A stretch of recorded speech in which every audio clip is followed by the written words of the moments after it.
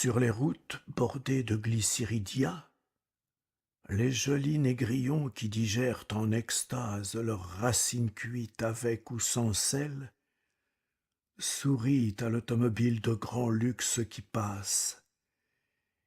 Ils sentent brusquement, plantés en leur nombril, la nécessité d'être un jour les maîtres d'une bête aussi souple et luisante et forte.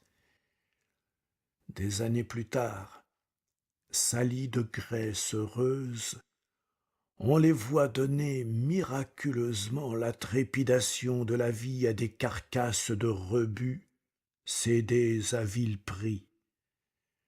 D'instinct, les mains de milliers de jeunes Antillais ont soupesé l'acier, trouvé des joints, desserré des vis, des milliers d'images d'usines claires, d'acier vierge, de machines libératrices ont gonflé les cœurs de nos jeunes ouvriers.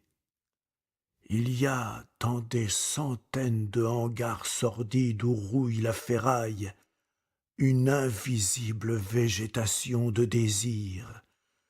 Les fruits impatients de la révolution en jailliront, inévitablement. Ici, entre les mornes lys de vent, fongeant libre, un paysan qui, lui, n'a pas été saisi du tremblement de l'aventure mécanique, s'est appuyé aux grands mapous qui ombragent tout un flanc du Morne.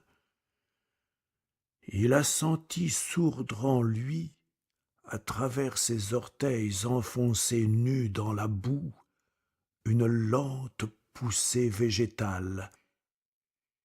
Il s'est tourné vers le coucher de soleil pour savoir le temps qu'il ferait demain. Les rouges orangés lui ont indiqué que le temps de planter était proche.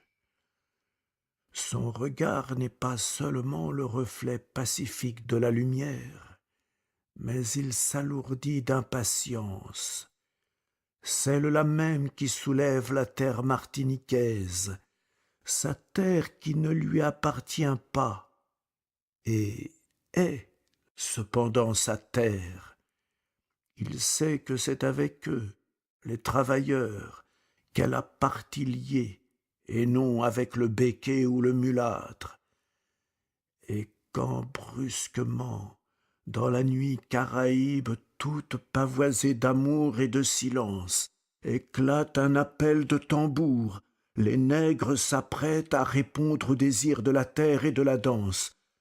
Mais les propriétaires s'enferment dans leurs belles maisons, et derrière leurs toiles métalliques, ils sont sous la lumière électrique, semblables à des papillons pâles pris au piège. Autour d'eux, la nuit tropicale se gonfle de rythme. Les hanches de Bergilde ont pris au roulis monté des abîmes au flanc des volcans leur allure de cataclysme.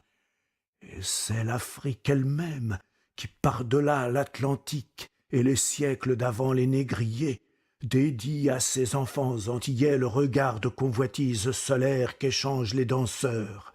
Leur cri clame à voix rauque et large que l'Afrique est là, présente, qu'elle attend, immensément vierge malgré la colonisation, houleuse, dévoreuse de blanc.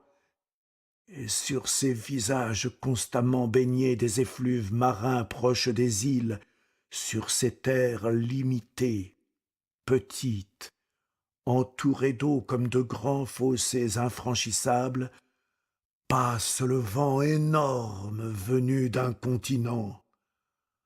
Antilles, Afrique, grâce au tambour, la nostalgie des espaces terrestres vit dans ces cœurs d'insulaires. Qui comblera cette nostalgie? Cependant, les balisiers d'Absalon saignent sur les gouffres et la beauté du paysage tropical monte à la tête des poètes qui passent. À travers les réseaux mouvants des palmes, Il voit l'incendie antillais rouler sur la Caraïbe qui est une tranquille mer de lave. Ici la vie s'allume à un feu végétal. Ici, sur ces terres chaudes qui gardent vivantes les espèces géologiques, la plante fixe, passion et sang, dans son architecture primitive, l'inquiétante sonnerie surgit des reins chaotiques des danseuses. Ici, les lianes balancées de vertige prennent pour charmer les précipices des allures aériennes. Elles s'accrochent de leurs mains tremblantes à l'insaisissable trépidation cosmique qui monte tout le long des nuits habitées de tambours. Ici, les poètes sentent chavirer leurs têtes, et humant les odeurs fraîches des ravins, ils s'emparent de la gerbe des îles, ils écoutent le bruit de l'eau autour d'elles, ils voient s'aviver les flammes tropicales non plus aux balisiers, aux gerbéras, aux hibiscus, aux bougainvilliers, aux flamboyants, mais aux faim, aux peurs, aux haines, à la férocité qui brûle dans les creux des mornes. C'est ainsi que l'incendie de la Caraïbe souffle ses vapeurs silencieuses, aveuglantes pour les seuls yeux qui savent voir, et soudain se ternissent les bleus des mornes haïtiens, des baies martiniquaises, soudain pâlissent les rouges les plus éclatants, et le soleil n'est plus un cristal qui joue.